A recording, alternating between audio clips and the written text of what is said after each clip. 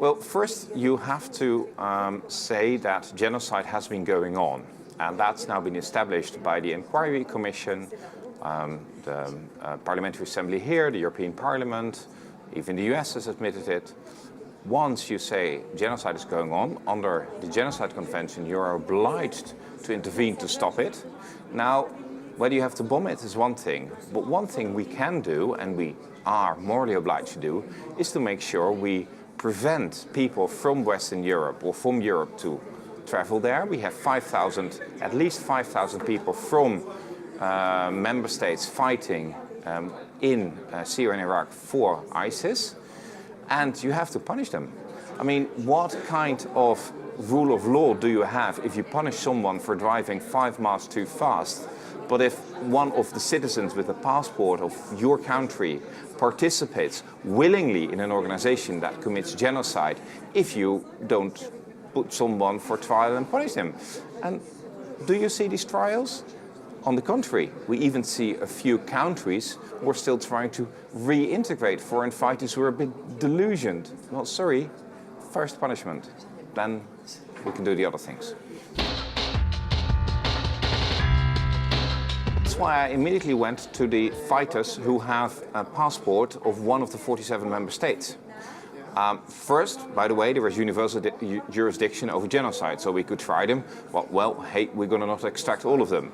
But the people that are coming back from ISIS, that are traveling back and forth, they're our own citizens. I mean, that should be an absolute priority. And just in case you wouldn't care about Syria or Iraq, I hope you do, but just in case you don't, you might want to care about your own country, where these people are now committing horrible suicide attempts. So it's not only doing justice for the victims in Syria and Iraq, it's also in the protection of our own countries and our own safety. I've sort of got rid of the ICC option, because the ICC option has a few problems in there. If you refer a situation to the ICC, then you wouldn't just refer the ISIS situation to the ICC, but you would refer parts or the whole of Syria and Iraq to the ICC. Now, within Syria and Iraq, not only ISIS is committing war crimes, but I could think of a few other actors there. And these actors, all of them seem to have friends who are permanent members of the UN Security Council.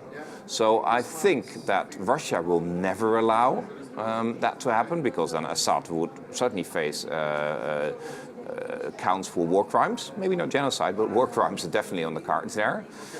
A number of Western countries have supported the rebels, and the rebels have not always have committed war crimes as well.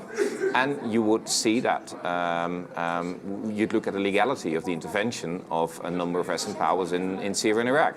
So that's why setting up a specific tribunal for ISIS, which is committing genocide, which all of us agree on, whether it's Russia, whether it's the US, whether it's the UN, that you start prosecuting there.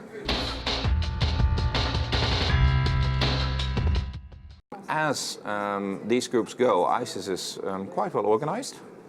The situation in Syria and Iraq is a bit amorph, where you have a lot of militia, also local militia, so there it's not always clear, but the part of ISIS that's organizing is very clear.